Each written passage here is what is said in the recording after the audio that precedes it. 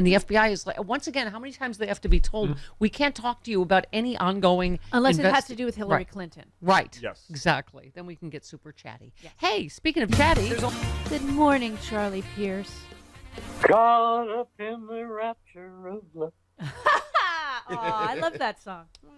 That was sweet. I know. Hi, Charlie. I mean, Chris had an entire weekend of music, so I thought I'd give him a little bit more before. Yeah, thank you. That You're was welcome. that You're really welcome. was like a Kevin McCarthy redux, wasn't it? Like, look at Hillary's poll numbers. We did Benghazi, and now look at. I mean, that was him saying, Well, Joe Biden's that's poll. exactly right. And Chris actually put his finger on something that drives me nuts as a professional, Yeah. which me is too. basically that you take an op-ed piece and you say the newspaper said it. Right. Right. Exactly. The Drives op-ed me piece was crazy. written, by the way, by Jim Garrity, who's an editor at National Review. Right. So the odds are that the Washington Post and the National Review don't have the same editorial view of things. Exactly. Well, we were talking about the question Chris Wallace asked Jim Clyburn, which is as if it's somebody has determined Democrats would be better off without Joe Biden as the candidate, and he went from that supposition, which is also an op-ed, to say, isn't it common wisdom that Democrats would be better off? It's like, what? No, it's not. Yeah, well, I mean, we were talking off the air. I started watching a little bit of Representative Jim Jacketless Jordan's hearing today on border security, and he started talking about, well, there are news reports that say, X, Y, and Z, and 11 billion, fentanyl-ridden, people are coming over the border every day, and I guarantee you, if you look up the sites of those news reports, they're all, Fox News. Yes. Or News. It's the Fox News, some say. The American Examiner or Gateway Pundit or one of those Right. places. When they say some say on Fox News, they mean someone in their hallway just said it. Exactly. Yes. The person pushing the donut cart that morning said it. Yes. Yeah, I mean, by the way, I love this. Trump lashed out at Laura Ingraham after she aired a series of polls that showed him performing worse than DeSantis against Biden.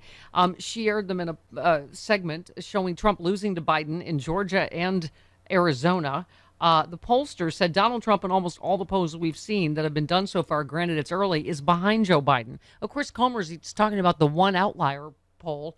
So what do you call it? Trump said, Laura Ingraham just did a hit piece on me. There go her ratings, showing some polls indicate Ron DeSanctimonious may do much better about Biden than I would, when actually his polls show I do much better against Biden than Rob. Who's he calling Rob? I don't, okay. Huh? This was my favorite. Last time Fox did this, he said, he tweeted, they're desperately pushing DeSanctimonious, who regardless is dropping like a rock. He sucks, and so does Fox News. I just love that because it's so 8th grade. You suck. You First of all, it's very, I mean, I hate to say it, but it's very hard to argue with the sentiments of anything in that. I mean, when you come right down to it, I mean, yes, you consider the source, but what did he say that was wrong? Yeah. I mean, Oh, they're all awful. Big bag of rats. I love big bag of rats. Absolutely. I loved your. I always learn things from you. The 2024 Republican ticket from the crypt, which is a very creepy, scary story about how they buried people they thought were what, vampires?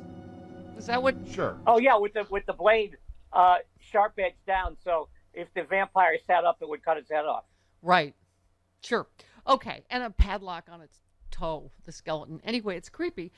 You just said it's now almost 5 decades since the Republican Party was first bedeviled by its own undead, an undead appetite for cruelty in public policy, an undead attraction to the political use of fear and cultural boogeymen, the undead proclivity for causing the same damage over and over again, running up crippling deficits, following the culture wars to inevitable extremes, and harboring a misbegotten devotion to dear leader, whether Reagan and his some magical supply side America, George W., his crusade to turn every Middle Eastern despotism into Rhode Island at the point of an RPG, and finally and most destructively to Donald Trump, who lied worse than Reagan and had lousier foreign policy than Bush. And you just said the undead followed them all. So this is, of a pattern, right? Right. I mean, this is the way they run the political party.